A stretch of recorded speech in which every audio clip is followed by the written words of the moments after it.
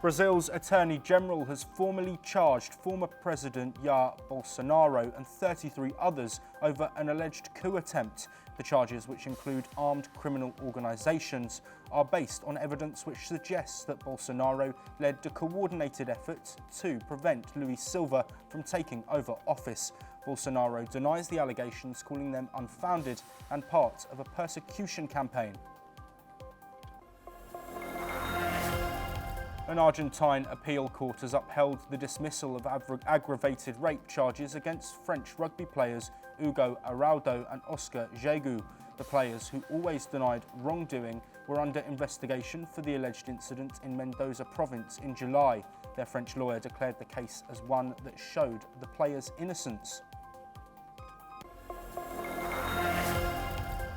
Honduran President Castro announced that the country will maintain its extradition treaty with the United States. The treaty is about handing over suspected drug traffickers, reversing an earlier decision to scrap it. The agreement, which had sparked diplomatic tensions, is seen as crucial in addressing drug trafficking linked to the narco state. Castro emphasized safeguards to protect the integrity of Honduras's armed forces.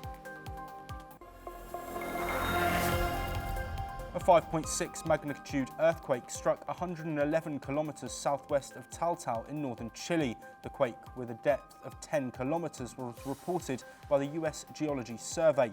Chile's National Seismological Center measured it at a magnitude of 5.5, located 15 kilometers northwest of Chañaral. Authorities confirmed that the quake did not trigger conditions for a tsunami.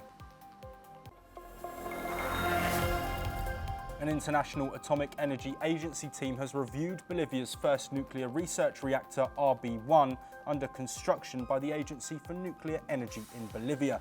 The reactor, located in El Alto, will be the highest nuclear reactor in the world once operational in 2025. The IAEA mission provided key recommendations for ABEN to ensure safety throughout the commissioning process. Colombia's Choco department faced a 3-day armed strike by the National Liberation Army has shut down businesses and halted public transport. It is now restricting movement and commercial activity. The strike comes amid rising violence in rural areas, with 1,600 people displaced in the past 2 weeks. The Elms cited alleged alliances between the state, military and paramilitary groups for their actions. Armed strikes often lead to school closures, and civilians defying orders face execution threats.